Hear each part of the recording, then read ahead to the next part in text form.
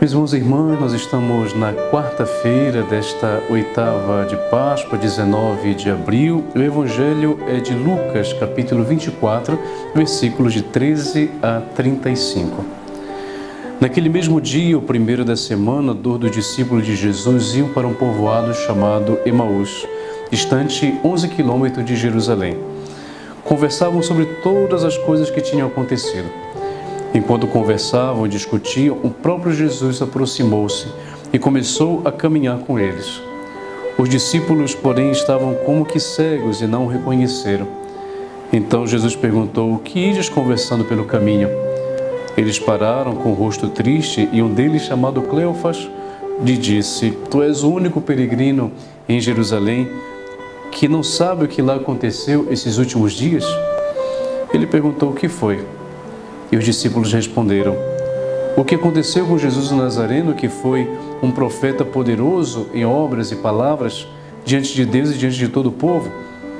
Nossos sumos sacerdotes e nossos chefes o entregaram para ser condenado à morte e o crucificaram.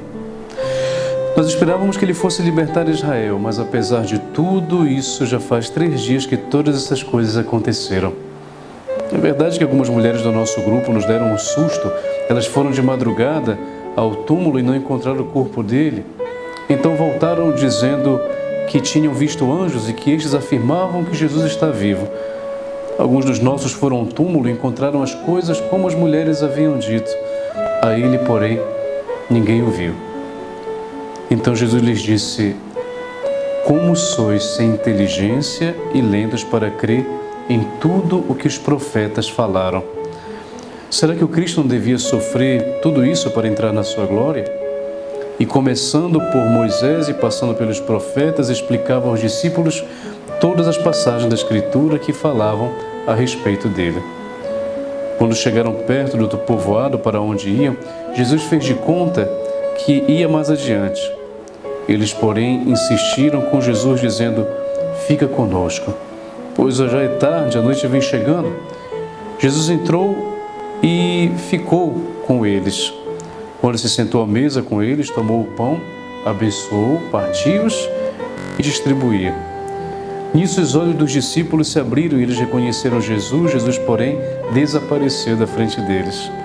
Então um disse ao outro: "Não estava ardendo o nosso coração quando ele nos falava pelo caminho e nos explicava as Escrituras?" Naquela mesma hora, eles se levantaram e voltaram para Jerusalém, onde encontraram os 11 reunidos com os outros. E estes confirmaram: "Realmente o Senhor ressuscitou e apareceu a Simão." Então os discípulos contaram o que tinha acontecido no caminho e como tinham reconhecido Jesus ao partir o pão. Palavra da salvação, glória a vós, Senhor. Meus irmãos e irmãs, mais uma experiência, mais um relato da ressurreição de Jesus.